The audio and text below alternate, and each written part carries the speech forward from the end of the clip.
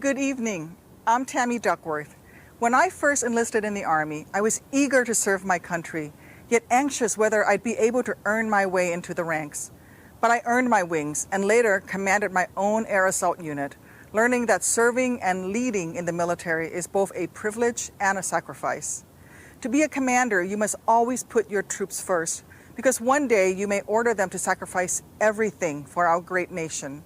To do that, leaders must command their troops respect and be worthy of their pledge to protect and defend our Constitution, no matter the cost. But military service doesn't just take sacrifice from those in uniform. It's required from their families, too. My husband, Brian, was the one who rushed to Walter Reed after I was wounded in Iraq. He was the one holding my hand, waiting for me to wake up. And when I finally did, he was my rock, getting me through those hours, weeks, months of unspeakable pain and unending surgeries. He was my anchor as I relearned to walk, helping me through every step and every stumble. Our military spouses hold their families together, praying for their loved ones' safety wherever they're deployed and serving as caregivers to our disabled service members, and then picking up the pieces and starting again whenever the next tour or the next war arises. Joe Biden understands these sacrifices because he's made them himself. When his son Beau deployed to Iraq, his burden was also shouldered by his family. Joe knows the fear military families live because he's felt that dread of never knowing if your deployed loved one is safe. He understands their bravery because he has had to muster that same strength every hour of every day Beau was overseas. That's the kind of leader our service members deserve. One who understands the risks they face and who would actually protect them by doing his job as commander-in-chief. Instead, they have a coward-in-chief who won't stand up to Vladimir Putin, read his daily intelligence briefings, or even publicly admonish adversaries for reportedly putting bounties on our troops' heads.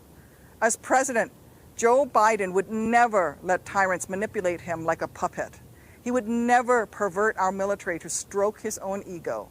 He would never turn his back on our troops or threaten them against Americans peacefully exercising their constitutional rights. Joe Biden would stand up for what's right, stand tall for our troops, and stand strong against our enemies. Because unlike Trump, Joe Biden has common decency. He has common sense. He can command, both from experience and from strength. Donald Trump doesn't deserve to call himself commander-in-chief for another 4 minutes, let alone another 4 years. Our troops deserve better. Our country deserves better.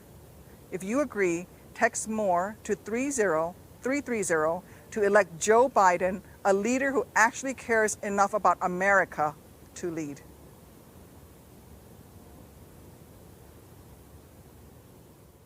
Good evening. I'm Beau Biden, and Joe Biden is my dad. Some voices are never silenced. Some work never ceases to change lives. Some people never stop inspiring, even after they're gone. Beau Biden was a husband, father, brother, son, soldier, attorney general. He was given just 46 years on this earth. He did in 46 years what most of us couldn't do in 146. Think about the day that dawns for children who are safer because of Beau, whose lives are fuller because of him. Think about the day that dawns for parents who rest easier and families who are freer because of him. Some folks may never know that their lives are better because of Beau Biden, but that's okay. Certainly for Beau, acclaim was never the point of public service. If you knew Beau, you knew he lived by the strictest code of honor, duty, service, country. You never had to ask if he would do something the right way. He didn't know any other way. Beau didn't cut corners. He turned down an appointment to be Delaware's Attorney General so he could win it fair and square. When the field was clear for him to run for the Senate, he chose to finish his job as AG instead. After 9/11, he joined the National Guard. He felt it was his obligation. He did his duty to his country and deployed to Iraq. Beau Biden served his country in battle. He prosecuted one of the worst child predators in American history.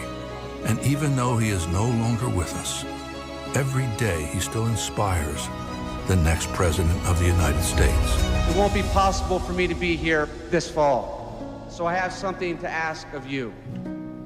Be there for my dad, like he was for me.